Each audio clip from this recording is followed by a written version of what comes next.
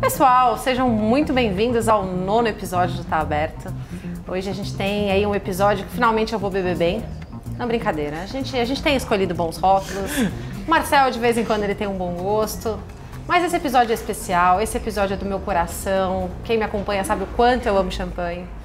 Eu brinco que todos os vinhos que começam com C, bem que vou dar margem para você descobrir alguma coisa com C que é ruim. Agora, champanhe e chablis, assim, eu sou apaixonada. Então, hoje a gente vai falar muito sobre champanhe. Olha que luxo, Marcel, quem diria? Não é? Finalmente. Tarda, mas um dia chega. Quem achou que eu tava na pior? Hoje não. Então, a gente tá no calor dos infernos aqui, o Marcel já parece até que tomou banho, mas não, estamos bem. A gente tá num aquário aqui, morrendo de calor. Para tomar champanhe, a gente providencia o sol no inverno. Que não tem isso, exato. O sol se abriu pelo champanhe. E, gente, eu tenho o prazer inenarrável de trazer aqui o nosso convidado especial do dia. Agradecer ao François pela presença. François, enólogo do grupo LVMH, está aqui no Brasil já há algum tempo, vai contar a trajetória dele pra gente. Obrigada, François. Um prazer, Joana. Obrigado pelo convite de vocês. A Marcel também. Então, eu sou enólogo francês, mesmo se eu perdi totalmente meu sotaque. Não dá para perceber, tá, gente? Não dá pra perceber. Você vê que luxo, gente. Até agora, o episódio já fica mais luxuoso, assim. François, a primeira coisa a gente já falou François, agora seu sobrenome, falei, a gente tem uma tremenda dificuldade, então, por favor, se apresente. Meu sobrenome é Hautecoeur. Hautecoeur. Escreve-se como se pronuncia. Tem que fazer biquinho. É flamenco, na verdade, de Flandres. Não é realmente francês Mas enfim, eu era engenheiro e por paixão pelos vinhos, como vocês, eu deixei meu trabalho de engenheiro há 33 anos de idade para fazer estudo de enologia em Toulouse, no sudoeste da França. Foi maravilhoso, 2 anos de estudos top. E entrei diretamente no grupo Moët Hennessy, que são as bebidas alcoólicas, vinhos destilados de LVMH, Louis Vuitton, Moët Hennessy. Perfeito. Eu fiz meu primeiro trabalho como enólogo foi a Vindima 2003, fazer os vinhos tintos de Moët Chandon. Vinhos tintos que entram na elaboração dos rosés da Moët Chandon. Assim. E para quem é do mundo vinho, um ano super normal, né? 2003, um ano de super calor, né? Muito especial, muito especial. Agora, François, você já falou um monte de coisas aqui, que acho que para quem não sabe, é uma das coisas complicadas. Você é do sudoeste da França, é de Toulouse mesmo? Ou... Não. Eu sou quase do outro lado. Eu sou do norte da França, onde fazemos cerveja, mas não fazemos vinhos. É verdade. O engenheiro da terra da cerveja, que foi pro vinho. Bem longe de vinhos, né? Mas sabe, na França é verdade que poucos lugares que não tem vinhos faz parte deles. Lá tem Normandia e Bretanha. Mas a força disso é quando você vem de uma região que não é vitícola, você é neutro. Você aprende a gostar de todos os vinhos. Cabeça aberta. Tem clubismo para a parcialidade do que sua região exatamente. Produz. Vai perguntar a uma pessoa da Borgonha, Borgonha é melhor que tudo.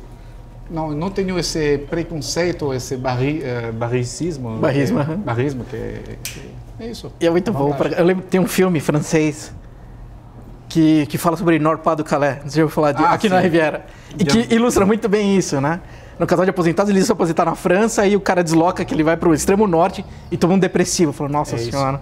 Bienvenue chez les Ch'tis. Bienvenue chez les Ch'tis, que é o sotaque. Bem engraçado. Excelente. E Marcel, eu sou de lá. Falando em coisas engraçadas, por que você está uniformizado hoje? Praticou esporte? Qual que foi a ideia? Pandemia, né? Já não tem futebol pra gente jogar. Então, onde é que eu vou usar esse tipo de camisa? Você joga futebol, Marcel? Opa!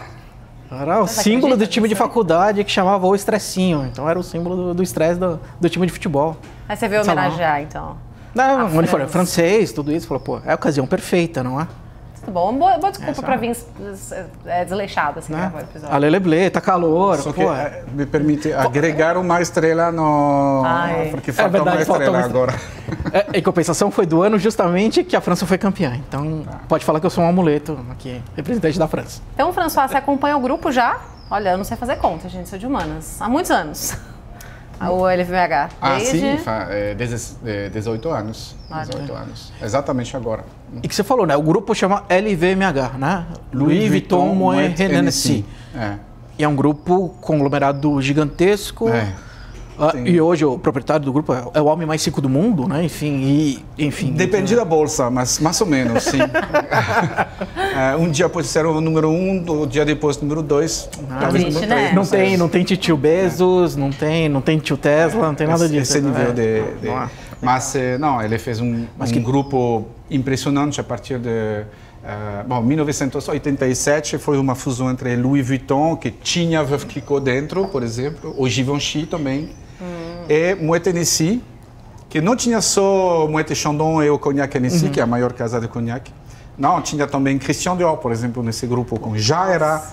Eram 2 grupos de luxo juntos, fizeram já o grupo maior do mundo, mas agora com 80 casas, e de longe o maior grupo. Com Guerlain também, Kenzo, Tiffany, né? Comprou recentemente. Tiffany e Belmondo Hotéis, como Copacabana Palace, faz parte do Belmondo grupo também. Belmondo. Que legal. Hotel das Cataratas também. Só coisa ruim, né, gente? Fraca. Só coisas ruins. E qual que é o peso, né? Era uma pergunta que eu já tinha para você, François. Qual que é o peso do champanhe quando a gente fala nesse luxury lifestyle ou nesse mercado gigantesco, né? Nesse conglomerado de empresas? O que representa a bebida ou até culturalmente, né? Qual que é o peso do champanhe quando a gente fala desse mercado de luxo? Boa pergunta. Porque a percentagem do valor, não sei exatamente, mas o que eu posso te dizer que em termos de proporção de garrafas de champanhe, tem mais ou menos 300 milhões de garrafas de champanhe por ano. O grupo faz hoje um pouco mais que 60. Olha. 20% de... Mas não é... O que é interessante é que as nossas casas de champanhe são incríveis. Porque tem Moët Chandon, que é a maior casa de champanhe. Veuve Clicquot, que é número 1 no Brasil, que é uma casa onde passei mais tempo como enólogo. Ruinart, Krug, Dom Pérignon e Mercier, que é uma marca que não tem aqui no Brasil. E juntas, que é uma quantidade enorme, mas também um valor e uma qualidade excepcionais. Sem dúvida. Então, realmente, todo mundo é admirativo dessas 6 casas de champanhe que o grupo tem. Sem dúvida. Não, mas vinhos e destilados é uma parte importante, muito importante do grupo. Eu sei que a parte moda e marroquinerie é tudo que é de couro, que é Louis Vuitton que fica dentro. Christian Dior Couture, por exemplo, toda essa parte é o maior peso, mas número 2 é vinhos e destilados. Então, geralmente, realmente é um peso gigante. Não vou te dizer em toneladas, mas é um peso enorme. E a minha pergunta foi muito até voltada na conexão dessas coisas, né? Como são marcas que eu particularmente, né? Várias desse grupo eu tento ser consumidora dele, que minha carteira permite, pequenininho, uma coisinha ali. Mas eu acho que elas criam esse imaginário para o consumidor, né? De quero ter isso, quero almejar pela qualidade, pela história, né? Seja na história da moda, as marcas que estão presentes são muito importantes. Na história da joalheria, a história de um diamante Tiffany, para mim, ela tem total correlação com a história, né? Quando a gente pensa nas maisons de champanhe. E aí eu tava com sede já, que bom que o Marcel já fez o serviço. Não era agora ainda, tá, gente? É que ele tá ansioso para tomar. Não tem Mas hora, eu acho que tem uma conexão, assim, muito cultural com a marca, que as pessoas que quando consomem têm a chance, é mágico, né? Tá envolvido nesse segmento. Sim, o que é interessante quando você vê todas as datas de criação, os anos de criação de todas as casas do grupo, que seja moda, joalheria, bebidas, vinhos, destilados, e relógios, enfim, todos os, vamos dizer, os pontos de luxo diferentes, a maioria das mais antigas são de vinhos destilados. Tipo, 20 primeiras mais antigas, mais que metade, ou coisa, 3/4 são de vinhos destilados. Por exemplo, Moët Chandon, a maior casa de champanhe, 1743. Hennessy, a nossa casa de cognac, não vou falar uma besteira, é 1765. É muita história, né? Ruinart, a mais antiga, 1729. E Chateau d'Yquem, que é o vinho de sobremesa mais conhecido. Eu não gosto de falar vinho de sobremesa. É muito restritivo. Não, é vinho doce, vamos dizer, mais conhecido do mundo. em 1593. Não. Século XVI. E agora, a mais antiga, que entrou no grupo mais recentemente, é Clos de Lambray, o Domaine de Lambray, que é um Grand Cru de Borgonha de 1365. Olha só. Século XIV, ou seja, a Idade Média. E hoje faz parte do patrimônio histórico da... No dialeto da Joana é a corgonha, né? Para ficar no C. Gostei, corgonha. Que merda, desculpa a palavra. Gente, vamos fazer um brinde, Saúde. então, antes de tudo. Saúde. Muito obrigado de novo pelo convite. Imagina, obrigada agora por esse momento aqui. Tá bom, Bem, então Deixar aqui todo mundo estamos com... salivando. E muito bom, a gente está falando aqui das marcas, né, de Moët Chandon, são todos nomes franceses. François, explica assim de uma forma definitiva como se pronuncia, de forma correta, de Moët Chandon, Veuve Clicquot, enfim. Pode falar de alguma das outras marcas que as pessoas têm dificuldade na pronúncia. Então, vamos lá. O guia definitivo da pronúncia. O guia definitivo, exato, gente. Essa é a hora para você parar de passar vergonha ali no... Não, porque muita gente aqui fala Moët. Ah, mas tá sabendo né? Moët. No ouvido francês é muito ruim. É muito... Moët é muito... Não sei, enfim, faltamos de elegância, sabe? Não, é Moët. Moët. Parece um detalhe, mas só essa diferença de pronunciar o T final faz a diferença. Como ganhar respeito na França, olha lá. Presta atenção. É mais fácil, porque como tem um E Chandon, você pode fazer a ligação Moët et Chandon. Ainda é mais natural pronunciar o T. A malemolência. Não é Moët Chandon. Chandon acho que todo mundo acertava, né? O problema era o Moët. Eu sempre falei Moët. Moët Chandon. E Clicquot? Veuve. Esse E é um som muito francês. Que sim, em alemão tem um pouco O, com um laúdo faz um pouco E assim. Então é Veuve, Clicquot, fácil. Faça o biquinho junto, vamos lá. Sim, o Marcelo é o biquinho dele, que ele gosta de fazer. E o nome inteiro da casa é Veuve Clicquot Ponsardin. Ponsardin, que era o nome de solteira, o nome do pai da Madame Clicquot, da viúva. Barbie Ponsardin. Nicole Barbie. Boa. Lição de casa.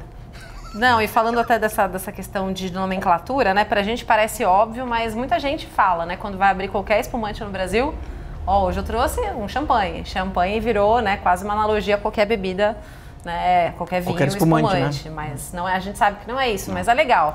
É só repassar mesmo para quem está conhecendo, quem está acompanhando a gente. As principais diferenças, Marcel, vamos passar aí. O que é uma definição de champanhe? Putz, quando a gente fala de vinho, acho que tem aquela premissa maior, que é basicamente terroir, né? 2 lugares que produzem uvas diferentes vão dar resultados diferentes. Então, o champanhe, como o François falou, tem séculos de tradição, isso é uma cultura daquele tipo de uva, daquele tipo de poda, com aquele tipo de clima, que dá aquele tipo de produto. Uma das coisas que eu lembro, assim, uma degustação mais inesquecível foi justamente da Clicquot. Tinha vindo o chefe de cave aqui no Brasil, o Dominique de Marville. E ele trouxe o vinho base de o vinho branco antes de virar o champanhe. Que legal. Só que, para quem não sabe, é extremamente decepcionante. Você fala, porque o vinho base, o vinho antes de virar champanhe, ele é completamente neutro e com uma acidez muito alta. Não é uma coisa, uau, que super agradável. Depois que ele se transforma, que ele vira esse produto legal. E aí, cada região, acho que desenvolveu uma cultura, assim como a gente tem aqui no Brasil, um polo de produção, e que também está um braço do grupo LVMH, né, que é a Chandon no Brasil. Então, acho que cada região tem sua particularidade e seu estilo. Na Champanhe, por tempo, por tradição, tem esse estilo que tem mais estrutura, espuma fininha, pelagem, enfim. Vou fazer a tradução que o Marcel foi no Techniquez e não respondeu a pergunta, mas a gente está acostumado, né? Então vamos lá, gente. Champanhe só pode ser feito, né? Levar esse nome se foi feito na região. Não é qualquer espumante francês. Denominação de origem. É denominação de origem. Então a gente tem essa cultura de chamar assim, mas é champanhe realmente só os que são produzidos por lá, né? Espumantes que são produzidos na França, então eu acho que a gente tem... A maioria são cremãs, né? Sim, todos, tem várias né? denominações, enfim. Mas champanhe, né? Então não tem champanhe no Brasil. Tem champanhe em algum outro lugar? Bem, existe uma polêmica, né? Putin talvez discorde, né? Disso. Para quem não sabe, o Vladimir Putin deu uma canetada na Rússia, falando que todo espumante produzido na Rússia que seria chamado de champanhe. E que champanhe francês não poderia ser chamado de champanhe na Rússia. Só uma anedota, mas que é recente, enfim. Putin que parou. Resumiu tudo. Não, aqui é sem corte, mas assim... Ele não está vendo, fica tranquilo. Mas eu quero responder mais ou menos o que... Porque você falou uma coisa super interessante, que os vinhos base, você fala, bom, eles são muito neutros. É difícil. Mas quando você está acostumado a todas as manhas, 1 hora por dia, durante anos e anos, a sentir e degustar esses vinhos base, você sente toda a sutilidade entre os dois. E o que você parece neutro é muito parecido no começo, depois de muitos treinamentos, você sente as diferenças. Ele é mais fino, ele é mais ácido, ele é mais complexo, ele é mais intenso. Você vai sentir todas essas sutilidades, mas precisar de treinar. Acho que durante 3 anos eu fazia parte do comitê de degustação da Veuve Clicquot. Durante 6, 7 meses por ano, todas as manhãs, ou quase, 1 hora, o comitê de degustação, 8 enólogos degustamos 24 vinhos base. Vocês estão invejando, né, gente? E você recebia para isso? Eles pagavam salário para você para isso? Desculpa, eu não entendi. Você recebia salário para fazer isso? Sim, eu pago por isso. É meus amigos falando, nossa, você bebê pagou para mim. Exato. Não, mas cadê? Eu falei, para quem não está acostumado, assim, na verdade, é uma linha super sutil que não... Cuspimos tudo, né? Tudo. Sim. 24 vinhos, mas cuspimos tudo, né? Nossa, não haja dá fígado, né? Não dá. Mas é super... Eu acho que a parte melhor do enólogo da Champagne é essa parte, é a elaboração, sobretudo numa casa grande como a Veuve Clicquot. Imagina, degustamos 1000 vinhos por ano, é genial, é maravilhoso. Mas demorar para entender como funciona essa degustação, como funciona o assemblagem, quando você deve juntar quase 500 vinhos base juntos, não é fácil. A Veuve Clicquot Brut é quase 500 vinhos base juntos. Então, Nossa. E, gente, só relembrando também, né, quais são as uvas que são utilizadas, né, na produção de champanhe, sempre Pinot Noir, Chardonnay e Pinot Meunier. Majoritariamente é isso. Majoritariamente, né? 99% é isso. E aí o que muda talvez é a proporção, né, nos rosés é óbvio, usa um pouquinho da casca, da Pinot Noir, mas sempre pode mudar a proporção, né? Acho que essa é uma das magias, né, por trás do champanhe. É uma das coisas que eu acho legal também, além do que o François falou, desse tempo, né, desse aprendizado que o profissional precisa ter, isso acaba justificando parte do custo, que é uma tradição que vai se passando e o cara precisa ter esse treino aguçado. A forma de produção, né, um processo de produção de champanhe é muito lento, né? A qualidade da bebida, tipo, toma tempo, né? Tipo, é uma câmera lenta. É obrigatório ter champanhe, acho que o mínimo são 15 meses, né? Isso que o vinho precisa repousar com as linhas. Isso é o mínimo legal. Por lei. Aqui fica...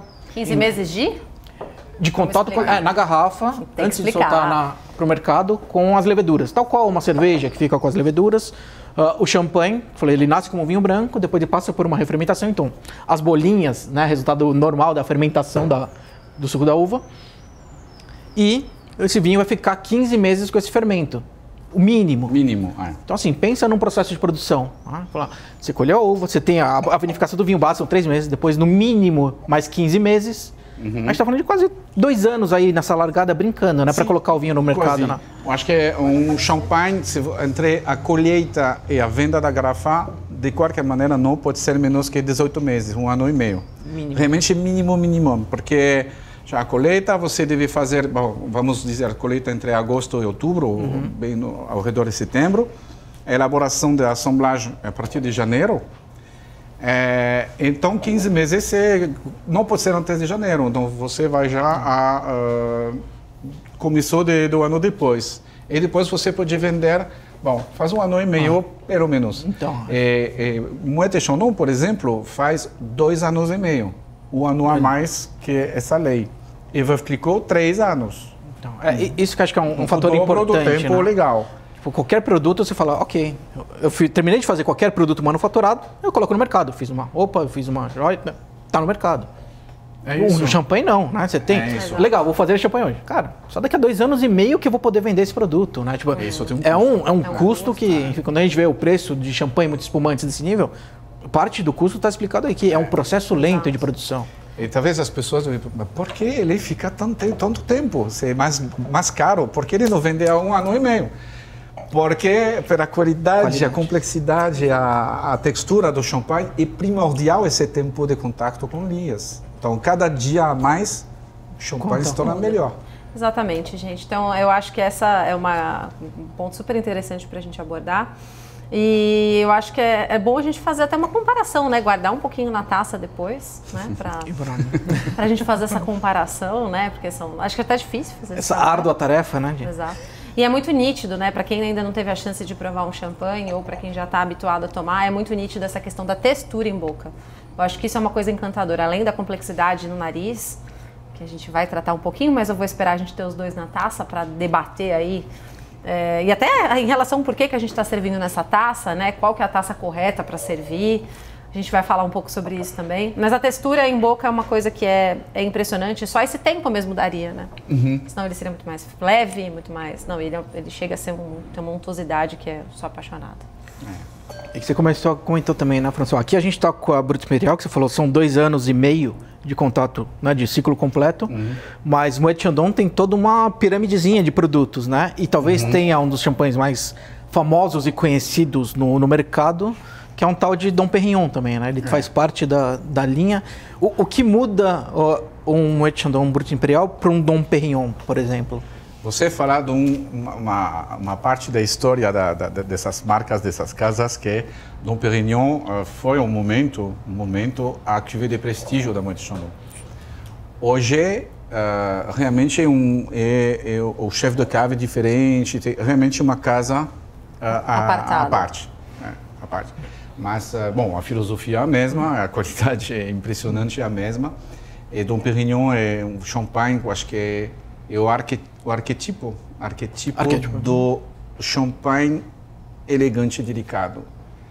Ele é também mineral. Você sente o oceano, isso é uma coisa, você sente uma taça de Dom Pérignon, isso é Dom Pérignon. Mas assim, direto. Pode fazer as cegas, com milhares de champanhes, Dom Pérignon é... Adoraria fazer, mas seria o último episódio do Tá Aberto, né? Antes da falência, mas enfim. Exato, é a última oportunidade. É verdade, ele é impressionante. Então, Dom Pérignon realmente, ele tem um caráter próprio, único. Ele é sempre safrado, não tem Dom Pérignon... Eu ia falar nesse ponto agora. Sim. A diferença, né? Porque muitos champanhes, quando você vai ver no mercado, eles não têm indicação do... Não sei pronunciar, milésime. Milésime, exatamente. Não, tô quase craque já vou passar no Alliance Française lá, fazer um curso. E muitos você vê a safra, né? E que eu queria que a gente explicasse para todo mundo o que é esse indicador e se todo ano tem safras, por exemplo, de Dom Pérignon ou não, qual que é o porquê desse controle, né? E além do aging, né? Como ele evolui legal em garrafa. Você pega hoje, por exemplo, eu tive a chance esse ano de provar Dom Pérignon 2006 e estava incrível, né? Então estamos em 2021. Então, fala um pouquinho pra gente disso. Então, quando a safra é boa, ou seja, boa tem duas coisas. A qualidade, sim, mas é a quantidade, né? E o chefe de cava, o comitê de degustação vai analisar esses 2 pontos. A quantidade de vinhos base que fizemos e, sobretudo, a qualidade. Bom, e quando está muito bom, vamos fazer um champanhe feito só com uvas dessa safra, dessa colheita desse ano único. Se chama champanhe safrado. Agora, é uma decisão da casa, não é uma decisão legal. Não é o comitê de champanhe que diz esse ano é safrado. Não. Cada casa, uma safra horrível, uma casa pode decidir. Eu quero fazer. Tá. O contrário, um ano maravilhoso, não, esse ano eu vou fazer só não safrado. Bom, e por isso que tem casas que fazem muitas safras, assim, tipo, sobre 10 anos vão fazer 7, 8 vezes uma safra, e outras que vão fazer 2, 3 vezes, porque... Então é por isso que você não encontra, né? Me perguntaram uma vez, uma pessoa que começou a comprar champanhe, tinha muito poder aquisitivo, mas não entendia nada de vinho. Aí ele perguntou, nossa, mas é tão difícil achar certas safras do Dom Pérignon? Eu falei, olha, porque realmente não existem, né? Mas às vezes é curioso que as pessoas acham que não sabem que não é feito todo ano. Né? E mais ou menos 6% do champanhe é safrado e 94% não safrado. Então, da Brut Imperial que a gente falou, 2 anos e meio. Uma Dom Pérignon fica quanto tempo? 7 anos. 7 anos. Então é isso. Então, por consequência também, você nunca vai encontrar uma safra no mercado que seja mais jovem que 7 anos de idade. Então, a gente está em 2020, pelo menos, você joga 7 anos atrás. Pensa na equação comercial, fala, nossa senhora, tipo, é uma gestação de 7 anos, pelo amor de Deus. E aí também coloca no preço do negócio. E legal, fui lá, tô com dinheiro, comprei 2 safras, 2 anos diferentes de Dom Perignon. Como que eu armazeno isso? Sorte, né? Que inveja. Mas como que eu guardo isso na minha casa, assim, né? Aquela pergunta clichê, vou deixar ele na adega deitadinho, vou tomar na hora, 2 anos vai melhorar, como ele evolui, como que é, para quem não tem essa experiência. Vou deixar no fundo do mar. Vou deixar no fundo do mar. Que tem uma história. Muito bom. No fundo do mar, depende de qual é a profundidade. A profundidade, a temperatura. É brincadeira, mas é sério. Uma boa adega, uma excelente adega para... Não, uma boa adega para qualquer vinho que seja tranquilo, espumante. Uma boa adega, ela é escura, úmida, temperatura constante, se possível ao redor de 12, 14 graus, sem odor, sem vibração, ponto. Para champanhe também. Agora, foi uma experiência interessante que o Comitê Champagne fez, que se chamava CIVC, a parte técnica, fizeram a experiência de degustar um champanhe envelhecido, um champanhe vendido lá numa loja, envelhecido de pé ou deitado. Ah, que e legal.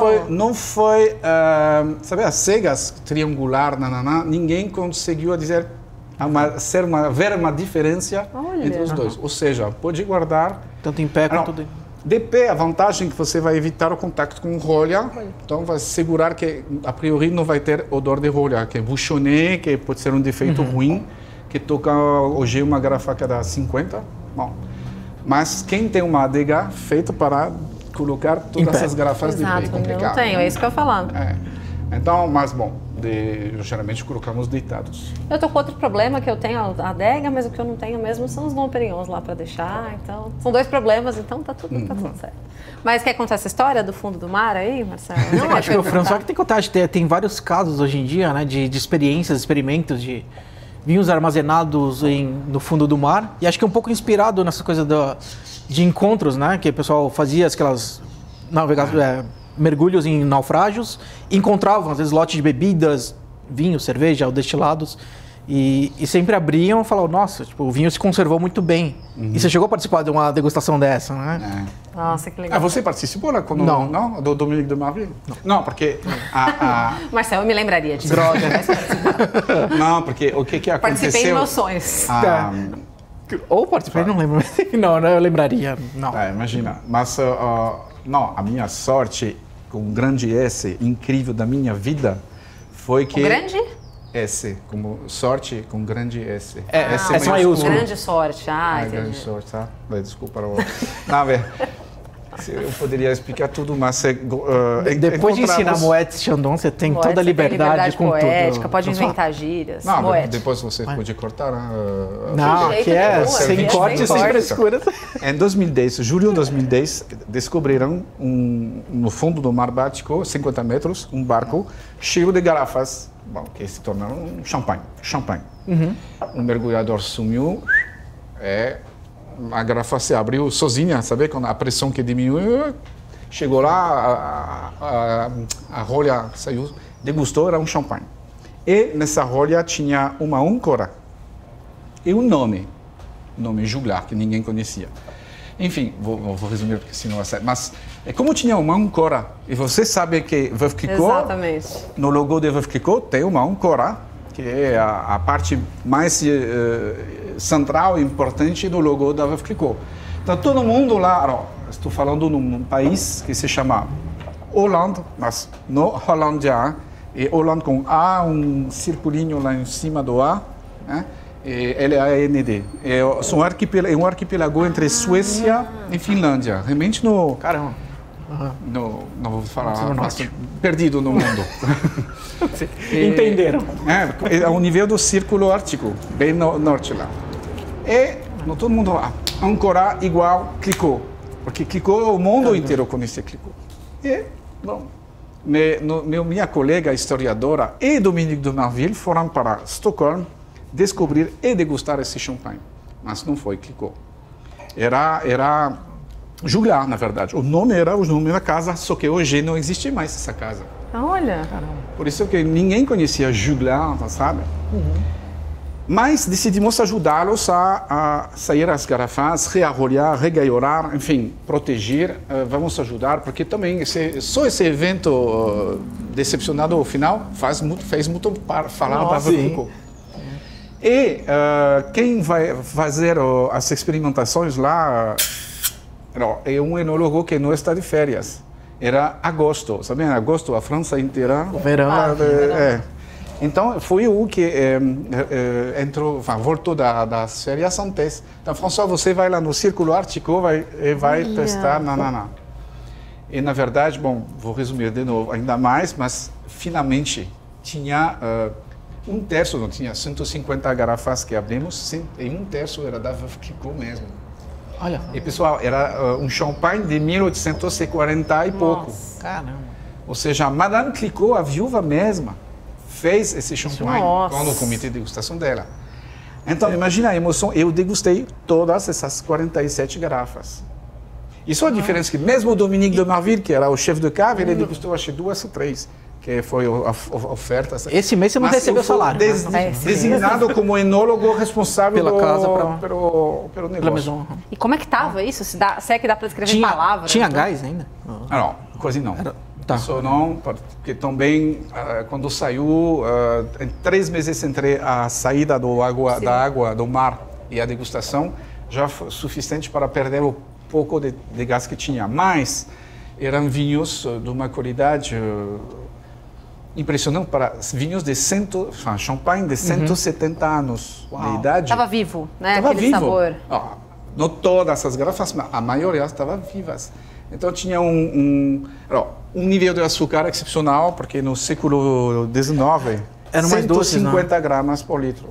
150? Ou seja, 15 vezes mais do que hoje. Que o Brut aqui. Uau. Era a moda dessa época. E era o costume. Costume dessa época. Todas as casas de champanhe tinham... mas uma complexidade, aromas de flores, aromas de chocolate, de caramelo também, misturados com cítricos. Uau. E uma grande acidez. Então tinha um equilíbrio interessante entre o açúcar muito alto e uma forte acidez. E que é o equilíbrio básico. Mas vou te dizer, a emoção maior dessa história é tocar o vinho que Madame Clicquot tocou com os lábios dela. Exato. Entendeu? A viagem no tempo, né? Que a gente Exatamente. Fala. E a tradução do nome, né? Então, para quem não sabe, Veuve Clicquot, é a viúva Clicquot, porque ela se tornou viúva muito jovem. Essa é a figura icônica no mundo dos champanhes. E que também é uma história muito bacana, né? A gente está falando de 1800, uma viúva, uma mulher que assumiu o controle de uma empresa durante muito tempo. Porque... Foi responsável por muitas inovações na técnica, inclusive de champanhe. Sim. E uma mulher no século XIX com toda essa força para comandar uma empresa e levantar toda uma marca. Né? Até 89 anos de idade. Olha, o segredo é tomar champanhe uma tacinha por dia, no mínimo. Entendeu? É uma posologia da saúde, não é só gostar da bebida. Eu quero praticar isso em breve. Mas brincadeiras à parte, eu acho que o mundo do champanhe ele é regado literalmente de histórias incríveis, né? Então, quando a gente fala de grandes mulheres do mundo do vinho, a gente cai em champanhe. É regado de várias histórias que a gente vai falar até de tradições de serviço, no serviço da bebida e tudo mais. E tem uma frase que é impossível, né? Aquele seu amigo que tomou champanhe e foi pesquisar sobre, sempre vai falar aquela frase, né, Marcelo François? Estou bebendo, estou degustando estrelas. Quem nunca ouviu ou não leu quando foi pesquisar frases icônicas sobre champanhe? O que é essa frase, François? O que é isso aí? É um bom marqueteiro? Eu acho. Por quê? Não, vou falar de Dom Pérignon. Dom Pérignon, bebo estrelas, a frase é linda, muito legal, muito divertido. Mas não foi a realidade histórica. Mas não devemos, ao contrário, não podemos denigrar o trabalho incrível do monge que era Pierre Pérignon, Dom Pierre Pérignon, porque podemos dizer que era o primeiro enólogo da Champagne. E eu justamente me documentei bastante sobre ele recentemente. Ele foi o primeiro a sentir que, misturando terroirs diferentes, podemos fazer uma sinergia muito maior que vinificar e beber o vinho só que vem de uma parcela. Já genial. Mas vocês sabem como eles faziam os assemblagens? Naquela época, não. Ele degustava a uva. Ele degustava a uva. Ele fazia o assemblage na prensa. Então já era uva fermentado. Você vai com 2 cestas dessa uva 5 cestas dessa uva lá que venderá. Um método empírico e uma técnica em boca, né? Imagina. Enfim, para quem é do mundo do vinho, sabe que a forma normal das mesclas, você tem o vinho pronto, né? Todos os vinhos prontos, e aí você prova cada um deles para fazer essa mescla, né? Sim. Faz vários então, assim, vinhos você e depois conseguir provar faz. desde a uva para saber como vai ficar no final. É até uma predictabilidade. Previsibilidade. Né? E você provar uma uva e você tentar entender como que ela vai ficar depois, né? Então, gente, assemblagem, né? Quando a gente fala blend, corte, a gente tá falando da mesma coisa, tá, gente? Misturar. Volta lá no EP1, que tem todas essas coisas. Não, mas é bom sempre passar. Então, resumo, mas a frase ela é icônica, né? Não, era outra coisa que é verdade, ele fazia o melhor vinho, pelo menos do mundo, não sei, mas da França. Porque o champanhe de Dom Pérignon era o mais caro da França. E a corte de Versailles comprava garrafas de Pierre Pérignon, uma fortuna. Mais caro que os concorrentes da Champagne, bem mais caro que o Borgonha, que era a outra região concorrente da Champagne. O Champagne de Pierre Pérignon era o top. E isso é um ponto comum com hoje, que realmente a marca icônica de qualidade hoje de Champagne. Então, não é só que esse Bibo Estrelas é um pouco define. Romance. Mas eu vou ser sincera. Lindo, gostei. É bonito. É a frase da conquista, né? Você tá na mesa com alguém, não sei o que, aí você fala. Nossa, eu ia achar breguíssimo. Não ia me conquistar essa frase. Em algum contexto com alguém, em algum lugar desse universo vai funcionar. Então... Mas assim, eu acho que esse universo do champanhe, ele rege essas conexões, né, com moda, com inclusive música, né? É icônico para mim a edição do Dom Pérignon com a Lady Gaga. Eu não sei se vocês viram a embalagem, né? E ela é linda, a garrafa do Dom Pérignon com a Lady Gaga. E várias músicas aqui no Brasil, elas falam, né? Quem nunca ouviu lá, Dennis DJ falando você a dançar com seu Veuve Clicquot. Quem? Dennis DJ. Marcel. Lady Gaga? Lady Gaga. Olha, gente, você vê, falou comigo. Eu fiquei até sem graça agora. A embalagem do Pérignon da Lady Gaga, gente, imagina. E foi leiloada uma fortuna. Mas eu conheço mais Dom Pérignon que Lady Gaga, pessoalmente. Mas bom, a equipe deu um sinalzinho, essa música do Dennis todo mundo ouviu, tem a música da Ludmilla lá, do Chandon. Certamente no YouTube, certamente a Lady Lady Gaga e o Dennis, que é o DJ, é mais conhecido. Aí, mas não vou cantar também, porque eu não bebi o suficiente para passar essa vergonha. Mas você vê de novo, né, o quão icônico é isso e várias marcas, eu acho que desse segmento de luxo, elas estão envolvidas hoje com a música no Brasil, né? Lacoste com funk, hoje então champanhe com músicas populares. E como que as marcas veem isso? Como vocês enxergam essa conexão e essa popularidade, né? Se torna uma coisa icônica. Quero beber e dançar ao som de Veuve Clicquot, bebendo Veuve Clicquot, quero tomar o Chandon. É engraçado porque quando já saí da Veuve Clicquot quase agora 9 anos, vai fazer 9 anos, e falamos muito mais da presença da Veuve Clicquot, por exemplo, da Champagne da Veuve Clicquot, ou mesmo falando da viúva mesmo, na literatura, que no mundo da música. Por exemplo, eu penso muitos escritores, russos falarão bastante do Champagne da Madame Clicquot. Claro. Era Klikowskoye, que era um vinho espumante que vem do nordeste da França, e Clicquot. Então, em vez de falar Champagne, os russos falavam Klikowskoye, ou seja, o vinho da Clicquot. Olha! O Champagne é um vinho que... E como provavelmente eles falavam, vamos beber um Klikowskoye Moët Chandon. Aulinhas de história de champanhe para o Sr. Putin, né?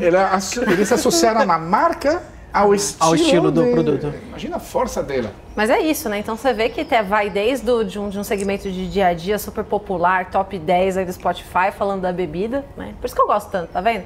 Fala com todo mundo e por algum motivo, seja por uma embalagem icônica. É que nem um carro para mim, tem aquela coisa da ideologia do desejo, das cores, você fazer essas analogias com as marcas. E a gente vai falar um pouquinho disso daqui a pouco, né? Das diferenças, do que a gente vê das... E eu acho que dentro disso também, acho que tem até uma questão que é bastante comum e que a gente falou de algumas, né, dilemas que existem que faz parte do grupo, mas são dois trabalhos diferentes. A gente tem Clicquot e Moët Chandon, e na taça você vê que são dois produtos completamente diferentes, embora pertençam ao mesmo grupo. E dentro disso, acho que também essa coisa... Falei, o Brasil tem uma unidade de Chandon, e tem o champanhe Moët Chandon. São coisas diferentes, né? Tipo, o espumante Chandon e o champanhe Moët Chandon. Tá? E acho que poder falar um pouquinho qual que é a estratégia de Shandong, que é uma unidade que tem vários lugares do mundo, né, que produz espumante com a marca 6 Shandong. lugares agora, né? E pertencem também ao grupo, né? Eles Sim, legal. é da Moët Hennessy, Então, inicialmente foi uma ideia genial e visionária de um senhor que se chamava Robert Jean de Vogüé, que era nessa época dos anos 1950 o presidente da Moët Chandon. Ele tinha uma visão bem longe, bem além da Champagne, bem além da Europa mesmo. Ele imaginou um mundo de possibilidades para fazer espumantes de grande qualidade fora da Champagne. Aliás, ele foi com o enólogo dele, Renaud Poirier, até vários lugares do mundo para buscar. E o primeiro lugar que eles acharam bacana para fazer era a Argentina, na verdade. Porque lá na Cordilheira dos Andes, com a altitude, era já interessante fazer um grande espumante. E a primeira casa Chandon foi lá na Argentina em 1959. Não faz mais que 60 anos. E é muito legal para visitar, né? Para quem não consegue, né, ir para a região de Champagne, visita uma das casas e vê a produção de espumante aqui. Mais perto no Brasil. E Brasil? Tá no Rio Grande do Sul, 14 anos depois. 73. A Shandong do Brasil, né? Shandong do Brasil, 73, Califórnia, mesmo ano. Austrália, mais ou menos o mesmo tempo depois, 86. E bem recentemente tem também Shandong China e Índia. Eu provei Shandong da China. Ah, é? Gostou? E que é um Blanc de Blanc, 100% Chardonnay. Ah, é? Bem Bom, né? interessante. Método tradicional. Método tradicional. Blanc de Blanc, 100% Chardonnay. Interessante. É? Bem interessante. Que bom. E que aqui é um lugar super fácil também. Acho que no Brasil a Shandong está bem entre Garibaldi e Bento Gonçalves, né? Bem na estrada principal. Sim. E faz bem um icônica trabalho quando você visita a região, a sensacional. fábrica lá. Mas vamos falar um pouquinho do que a gente tem em taça hoje, então? Vamos analisar de várias formas isso aqui. A primeira pergunta, eu combinei com o Mac que a gente vai fazer uma troca de perguntas. Então, eu, Marcel e François vamos dar 3 visões diferentes dessa bebida, né? E a primeira pergunta, então, eu vou direcionar para o Marcel, mas então temos aqui esses dois. Eu queria que você falasse o que você vê de diferença em taça, em boca, e sabores e aromas. Vamos falar um pouquinho do que você está encontrando nas taças, para o consumidor entender. Acho que primeiro é o ponto em comum, né? Acho que essa cremosidade, densidade, champanhe que falei, e acho que aí primeiro a gente já coloca champanhe antes de colocar em qualquer outro lugar do mundo. Tem essa densidade com acidez ao mesmo tempo, que é muito importante. E acho que aí por estilos, eu não sei como a marca posiciona isso, mas dá para notar que são dois estilos diferentes, né? Um Chandon mais acessível, mais focado no frescor e na minha visão, Clicquot um pouco mais austera, mais direta, com um pouco mais de estrutura até, enfim, um pouco mais robusta. Mas todos dentro do pacote champanhe, para ser bem objetivo. Legal, mas tem uma diferença, tá, gente? Assim, não é 2 champanhes de extrema qualidade, mas tem como você olhar e falar, não gosto mais disso aqui, ou consigo imaginar harmonização, né, diferente de um para outro. E você teria um favorito, Marcel? Se você tivesse que beber um só. Aí a gente iria a gente falou muito do Dom Perignon, mas enfim, Clicquot também tem só que ver prestígio, que é uma La Grande Dame. Não, mas é os dois da mesa, Marcel. Marcel já quer. Se é pra sonhar, vamos sonhar alto, né, gente? Sonhar aqui, pô. Não sei, hoje pra agora, tô gostando muito da Clicquot. Tá um dia muito quente, então, assim, estilo robusto, mais vinoso, pra mim funciona melhor. Legal. E você? Olha, eu vou ter que hoje, infelizmente, vou ter que concordar. Eu não gosto de concordar com o Marcel. Eu percebi. Mas hoje eu vou ter que concordar. Mas é porque também já era... Não sei, eu acho que tudo depende da ocasião. Aqui eu consigo ver na Moët... Torcida vai ao delírio. Moët, acho que eu vejo uma super possibilidade de harmonização. É muito legal. Hoje até ele estava provando, contou pra gente um peixe com as castanhas e tal, e potencializa essa questão das nuts, fica um pouco mais complexo. Mas para beber puro hoje aqui, sem dúvida, a ver hoje. Eu acho que uma pessoa que ele gosta assim... Bom, já na boca, você sente a diferença de maciez?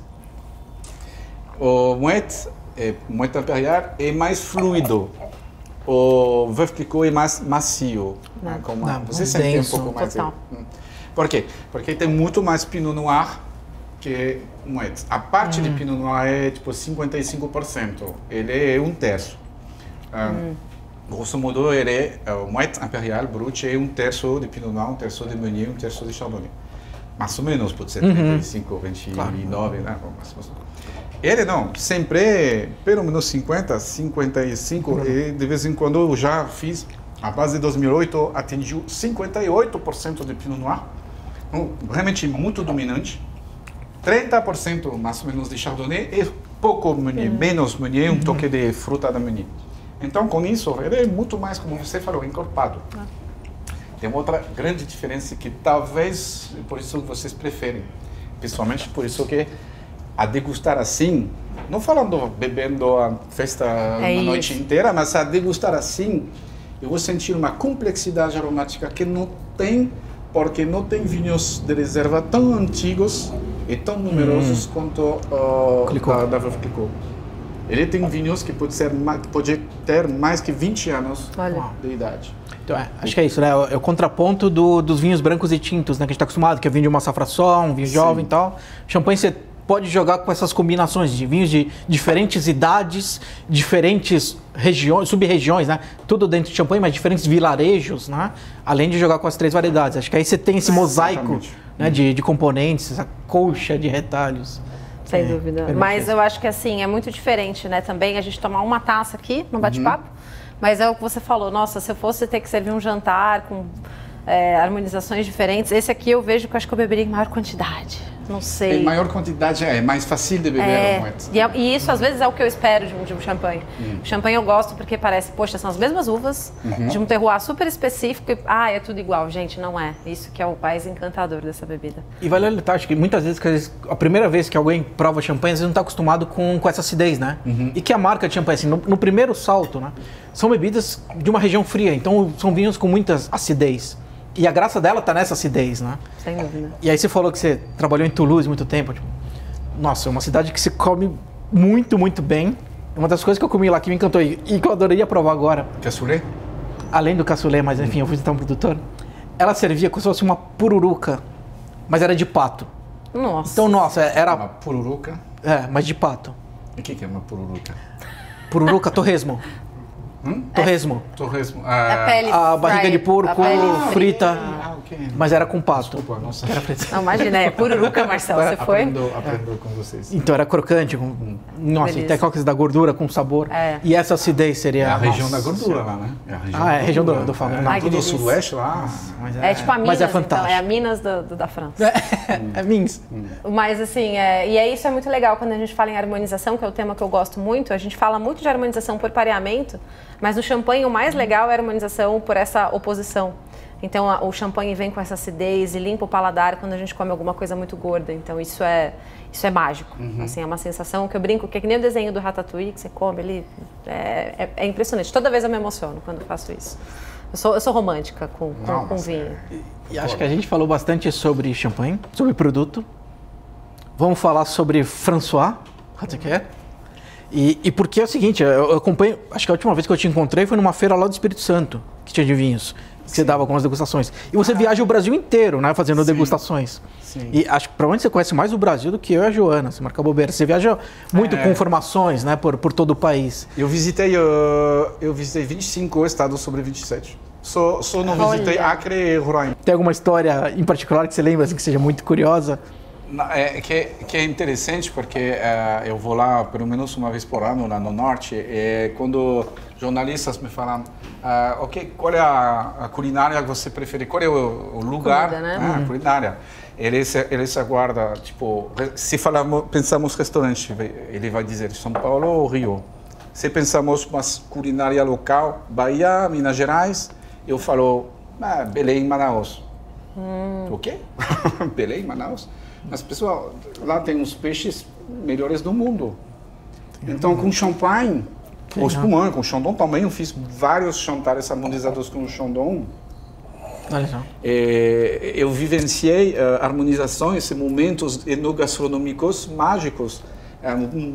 Uma costela de tambaqui grelhada, sabe? Com um acompanhamento bem simples, uma...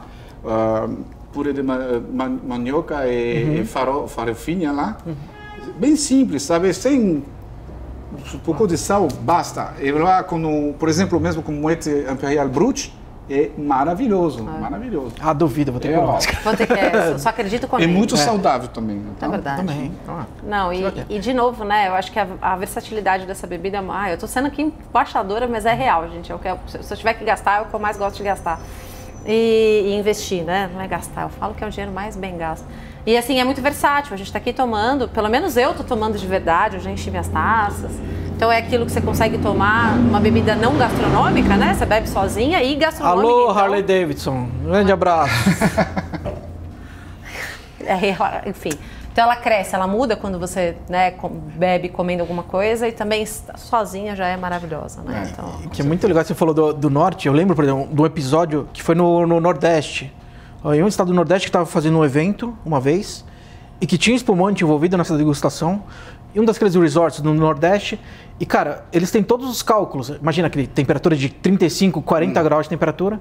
Ele sabia a temperatura que o espumante tinha que sair da adega para servir até a praia, quanto tempo esquentava. Assim, umas coisas de serviço. Eu falo, nossa, não esperava. Falou, Marcelo, a gente testou isso daqui 30 vezes, fez o serviço, não sei o quê, para ver qual que era o tipo de balde de gelo que a gente tinha que levar, quanto tempo aquecia do serviço, né? De sair da câmara fria até levar o quiosque da praia, o espumante para servir. Tipo, o Brasil é tão grande que a gente vê umas coisas de comportamento, assim, de serviço de consumo que é fascinante, né? Verdade. E eu acho que a gente faltou falar de uma pergunta, Má, que a gente tinha falado de comentar sobre, que é entender quem é o público-alvo de cada um desses dois que a gente está aqui, né? Quando a gente está com o Moet e tá com... Acho que aí o François pode falar. Tem diferença primeiro?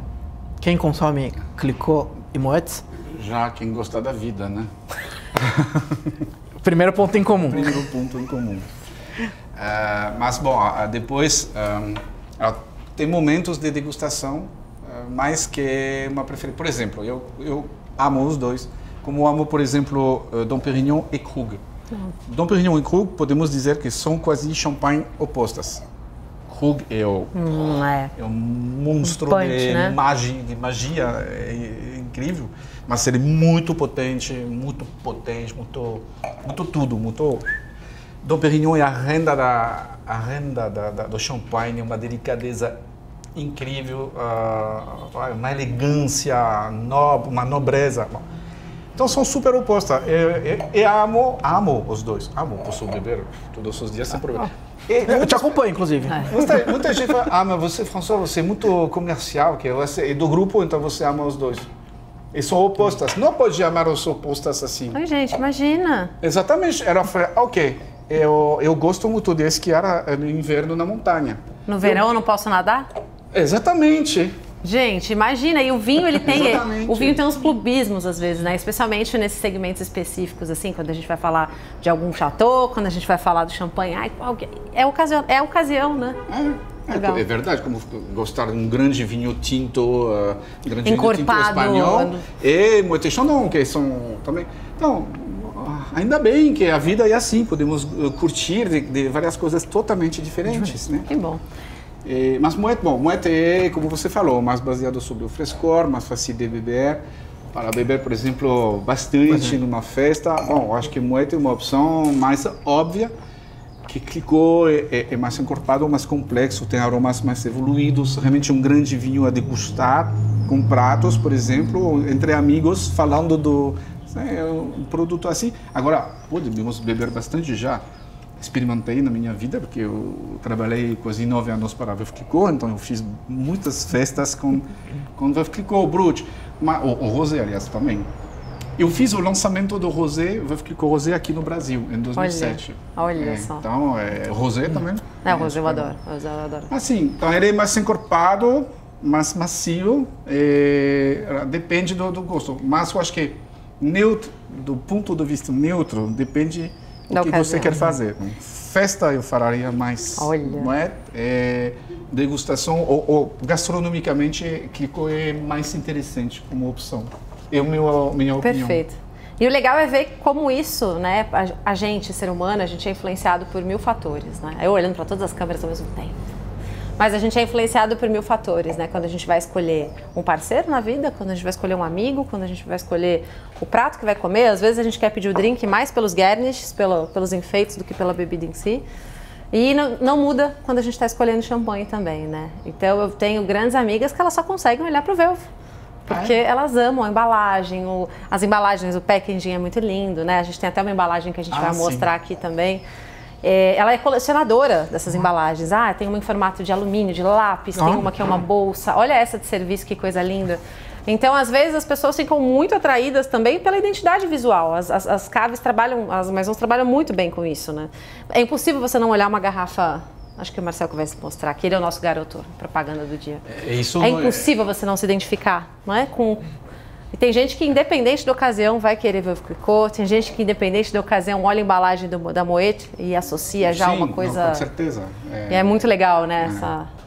E vira um ponto de... Esse laranja aqui é inconfundível, né? Tipo, parece que é feito uma escala Pantone só pra ele. Se alguém se perdeu no restaurante, a gente se encontra lá na Clicquot, né? Mas é que é genial essa mistura entre a beleza, a modernidade, a beleza e a utilidade, porque esse parece só para levar a garrafa, não.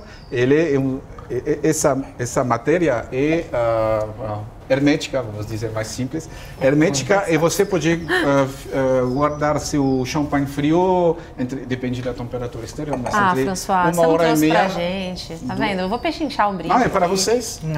É minha, né? Claro. Les femmes d'abord. É óbvio, exato. Eu fico com o baldinho de gelo. Nessa hora eu não sou nada feminista, não quero direitos iguais, eu sou uma dama. Aí, ó, veio mulher. Obrigada, gente. Tô muito feliz. Não foi combinado, tá, gente? Mas você vai providenciar o champanhe na próxima. Tá, você. Tá doido, Marcelo? No free lunch. Mas é verdade, então e são icônicas, né? E o que eu mais adoro quando eu penso em champanhe é isso. Tem uma tradição absurda, né?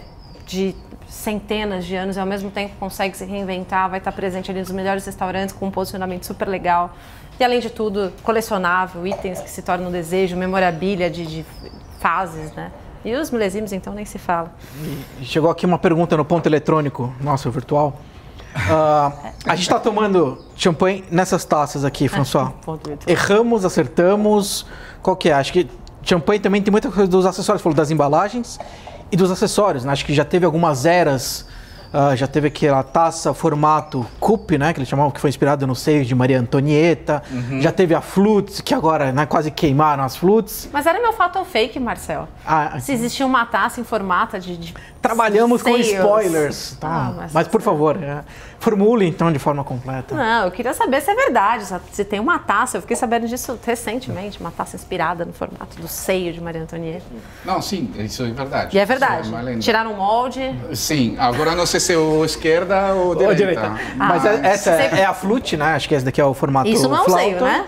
Não, esse aqui é a flute. Tá bom. Bem, não precisamos fazer associação em relação ao formato desse, certo? Tá ok? bom. Vamos pular essa parte, mas entenderam? Gabriel, você que me fez essa pergunta aqui, do que é inspirado essa taça? Vou falar uma besteira. Pode falar. Vai cortar, mas tem na França, sabe que são muito safados. Sim. Eles falam que a flute foi feita no órgão do Luís XVI. A resposta à coupe. A resposta ao seio. Mas é um órgão relativamente pequeno, então, né? E a coupe não é exatamente essa, mas é esse formato, né? Enfim, então dá pra imaginar, era um formato mais ou menos assim, que era o formato da coupe da Maria Antonieta. Em vez de falar, isso é a taça perfeita, eu vou dizer 4 qualidades que deve ter uma taça para degustar um champanhe. Opa, ou um espumante. Olha lá, gente, tomar nota. Olha aquela câmera, hein, François, que isso é um corte. Então, primeira coisa, é melhor uma taça alta, para, sobretudo quando você coloca as borbulhas, para admirar as borbulhas subindo na taça. Bem grande, com pé alto, porque pé alto, quando você está segurando a taça, o calor na mão não vai se sentir, não vai esquentar o vinho, né? O vinho espumante. E as últimas 2 qualidades é um ratio entre esse comprimento esse diâmetro e esse diâmetro. Aqui deve ser maior que aqui. Maior para deixar o espumante respirar na taça e aqui menor para concentrar os aromas praticamente sob o nariz. E também evitar uma desperdição muito rápida de aromas e borbulhas. Então pode ser bem... Então por isso que de vez em quando tem taças bem assim, chamamos tulip, que pode ser bem grande lá, mas super estreita em cima. E tulip é o formato ideal. Aí dá pra ver que tem essa veia de engenheiro ainda dentro de você. Só pelo rádio, né? Só pelo... Exato. Mas você vê, o mundo vinho, ele aceita psicólogo, ele aceita gente maluca, ele aceita... O Marcel tá aí pra comprovar. Não, já tava incluído. A parte maluca já tava dentro, mas tudo bem. Exato. Mas então é bom exemplificar. Não, mas brincadeiras à parte, gente, é isso. O mundo vinho, eu acho que o que tem de mais mágico são essas transições de carreira, né? Isso eu acho que é encantador. A gente se apaixona, a gente não consegue ficar longe. Gente, eu recebi um recado triste, de novo, eu sempre tenho que dar essas notícias de que o episódio está acabando, que a gente já falou por quase uma hora. Então é aquele momento que passa muito rápido. E assim, ainda mais com o refil aqui da taça, eu ficaria mais 3 horas conversando. É igual o samba da vela, né? Você coloca o vinho aqui, a hora que terminar, fala, acabou o episódio. Acabou o episódio. Mas, gente, François, primeiro, acho que deixar suas palavras finais aí para o pessoal do Tá Aberto. A gente sabe que vocês comercializam vinho diretamente para vários empórios, restaurantes, então as pessoas conseguem encontrar os espumantes em, imagina, 1000 pontos de venda. Mas só para dar um recado, enfim, para quem quer entrar nesse mundo, para provar o champanhe, enfim, um recadinho final para a gente. Eu acho que é importante degustar champanhe, já vários champanhes para se fazer a sua própria opinião sobre qual é meu estilo favorito.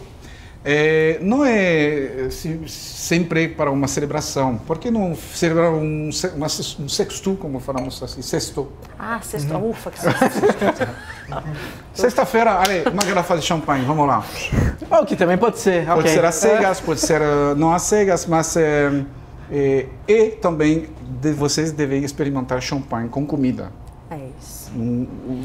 Pode fazer um jantar inteiro do petiscos, de aperitivo, até a sobremesa com um champanhe demi-sec, por exemplo, da Veuve Clicquot, ou o Nectar Imperial da Moët. E lá vocês vão fazer um jantar inesquecível, porque essas qualidades de vivacidade, essas borbulhas que acordam no paladar de um jeito muito elegante, e também um champanhe mais encorpado como o Veuve Clicquot. Então tem vários estilos que pode harmonizar com vários estilos de pratos. Com várias ocasiões, então vai dar balada quando a gente puder voltar, da mesa do jantar. Na piscina, na piscina, gente, qualquer lugar. No luto, na alegria, do sextou, as suas derivações, enfim. Sextou. E, gente, quem quiser tentar ir atrás disso aqui, boa sorte, essa é minha. Deve ter algumas ainda disponíveis em algumas lojas. É isso, né, gente? Acho que vamos terminar com um brinde. Acho que é Coco Chanel que falava, eu tenho 2 ocasiões só para beber champanhe. Quando estou apaixonada e quando não estou. A minha favorita é, nas vitórias é merecido, nas derrotas é necessário. Exato. Isso é Napoleão que falou isso. Falando de Moët. Olha só. E a gente nem falou daquela pirâmide de taça, gente. Que era com a Quem que era esse icônico? Não, mas quem que foi? Como foi a criação dessa? Não é isso aqui, tá, gente? Isso aqui é quase pote de mamão papai com cacique. Isso também foi uma criação de Moët Chandon. Essa ideia de fazer pirâmides de taças, servir em cima e... Meu sonho, nunca foi numa festa. Eu lembro das provas do Gugu, que já ficou assim. Ai, meu Deus do céu, que referência. Ai, prega. Gente, assim a gente termina o 9º episódio. De novo, agradecendo. François, obrigada. Saúde, santé. Saúde, gente. E brindem com champanhe o mais breve possível. Muito merci. Merci é outra palavra. Tchau.